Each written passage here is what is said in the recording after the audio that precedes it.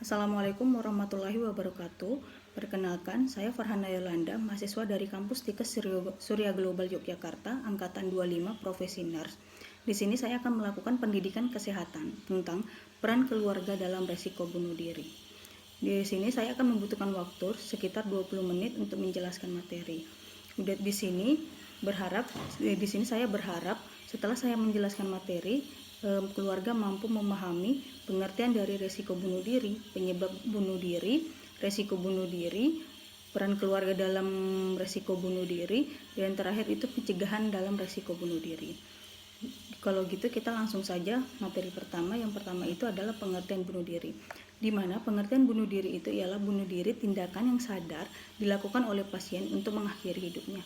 Jadi di sini itu bunuh diri itu pasiennya itu sadar untuk melakukan tindakan bunuh diri. Yang kedua itu ada penyebab bunuh diri, di mana penyebab bunuh diri itu ada dua. Yang pertama faktor predisposisi dan yang kedua itu faktor presipitasi, di mana faktor predisposisi ialah faktor yang melatar belakangi terjadinya gangguan jiwa, sedangkan faktor presipitasi adalah faktor pencetus terjadinya kekambuhan gangguan jiwa. Yang kedua itu ada resiko bunuh diri, di mana resiko bunuh diri itu ada yang pertama keputusan, yang kedua menyalahkan diri sendiri, yang ketiga perasaan gagal dan tidak berharga, perasaan tertekan. Jadi seseorang yang ingin bunuh diri itu dia merasa tertekan. Udah itu insomnia yang menetap. Jadi insomnia itu gangguan tidur yang selalu menetap setiap harinya. Selanjutnya itu ada penurunan berat badan, berbicara lamban dan keletihan, menarik diri dari lingkungan sosial. Jadi pasien-pasien yang pemikirannya ingin bunuh diri itu biasanya dia menarik lingkungan dari sosialnya. Kedua itu pikiran dan rencana bunuh diri. Jadi udah ada pemikiran untuk rencana bunuh diri, dan yang terakhir itu ada kematian.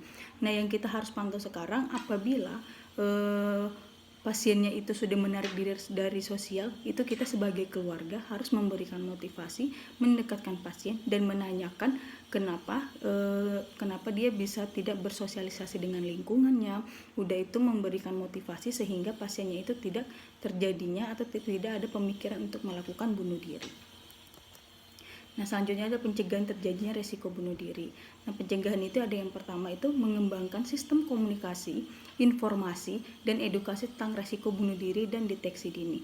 Jadi kita itu mengembangkan komunikasi kepada pasiennya, udah itu mengedukasi resiko bunuh diri dan deteksi dini terjadinya bunuh diri.